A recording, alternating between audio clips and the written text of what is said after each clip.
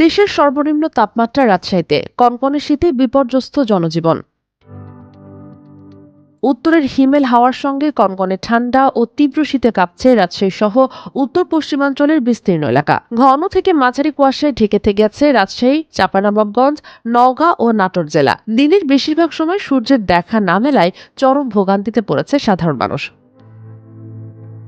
বৃহস্পতিবার সারাদিনই রাজশাহী অঞ্চলের সূর্য আড়ালে ছিল। আবহাওয়া অধিদপ্তরের তথ্য অনুযায়ী এদিন দেশের মধ্যে রাজশাহীতে সর্বনিম্ন 10.2 ডিগ্রি সেলসিয়াস তাপমাত্রা রেকর্ড করা হয়েছে, যা চলতি শীত মৌসুমে এই অঞ্চলের সর্বনিম্ন।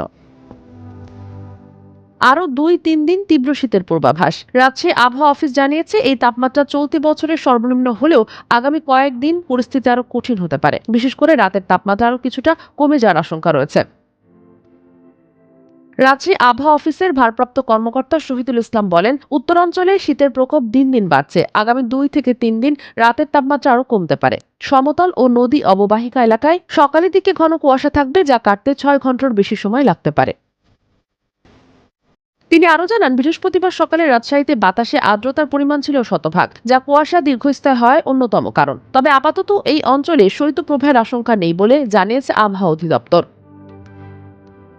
কুয়াশায় দৃশ্যমানতা কম, সড়কে সতর্কতার আহ্বান। ঘন কুয়াশার কারণে সকালবেলায় সড়ক ও মহাসড়কে দৃশ্যমানতা নেমে এসেছে 200 মিটারের নিচে। এতে যানবাহন চলাচলের ঝুঁকি বাড়ছে। আবহাওয়া অফিস থেকে চালক ও পথচারীদের বিশেষ সতর্কতা অবলম্বনের পরামর্শ দেওয়া হয়েছে। নগর জীবন প্রায় স্থবির। বৃহস্পতিবার বিকেল 5টার পর থেকে রাজশাহী নগরীর প্রধান সড়কগুলো প্রায় ফাঁকা হয়ে যায়। তীব্র শীতের কারণে প্রয়োজন ছাড়া খুব কম মানুষ ঘরের বাইরে বের হয়েছেন। ছুটির দিন থাকায় অফিস আদালত বন্ধ ছিল, ফলে নগরীতে বাইরের মানুষের উপস্থিতিও ছিল খুবই কম। কৃষিতে শঙ্কা, ক্ষতির আশঙ্কায় কৃষকরা। তীব্র শীত ও দীর্ঘস্থায়ী কুয়াশা কৃষিখাতেও নেতিবাচক প্রভাব ফেলতে পারে বলে আশঙ্কা করছেন কৃষকরা। তারা জানিয়েছেন, কুয়াশা দীর্ঘদিন স্থায়ী হলে আলু ফসলকে মারাত্মক ক্ষতির হওয়ার সম্ভাবনা রয়েছে। সূর্যের আলো না পেলে বীজ আলুর অঙ্কুরোদ্গম ব্যাহত হবে। পাশাপাশি ক্ষতির মুখে পড়তে পারে বোরো ধানের বীজতলা।